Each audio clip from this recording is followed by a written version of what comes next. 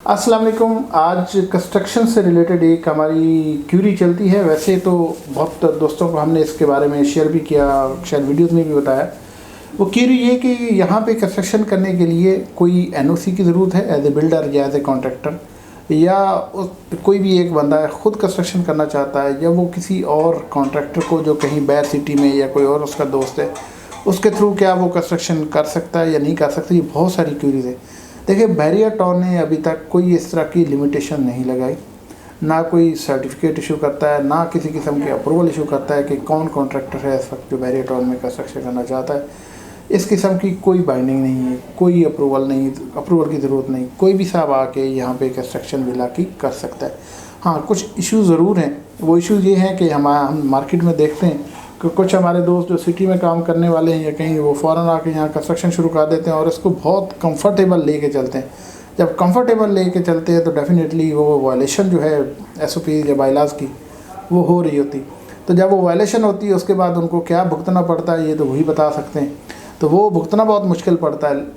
लेकिन ये मैं आपको क्लियर कर रहा हूँ कि आप कोई भी साहब आके यहाँ पे कंस्ट्रक्शन कर सकते हैं। जो बहरिया टाउन के एसओपीज़ हैं, जो बायलाज हैं, वो बहुत स्ट्रिक्ट है, उस पर कोई कंप्रोमाइज़ नहीं होता। टू बी वेरी ऑनेस्ट, कोई कंप्रोमाइज़ नहीं होता। और हम लोग जो बिल्डर हैं, जो कॉन्ट्रैक्टर हैं, हमें उनके बारे में बहुत कॉन्शियस रहना पड़ता है। और ये एंड यूज़र के लिए, आपके लिए, जिनका यहाँ पे विला बनना, उनके लिए बहुत खुशहाल बात है कि बहरिया टाउन इनको बहुत स्ट्रिक्टली फॉलो कराता है।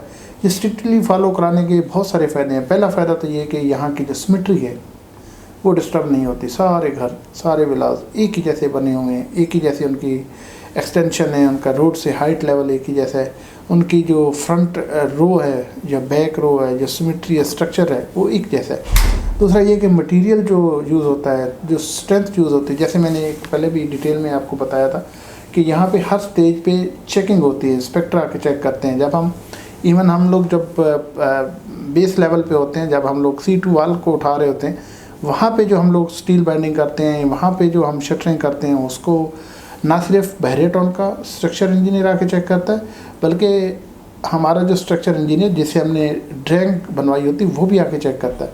उनकी रिपोर्ट उसमें ऐड होती, फिर जाके हम उसकी पोरिंग करते हैं।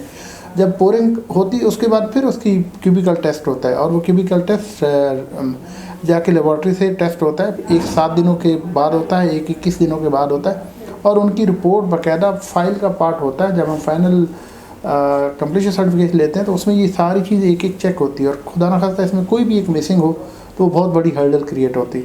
फिर इसकी जो PSI, स्टैंडर्ड PSI, जैसे यहाँ पे स्लैब की पोरिंग की जो है 3000 है, तो वो PSI उतनी होती है तो तब हम आगे चल सकते हैं, अदरवाइज वो रोक लेते हैं।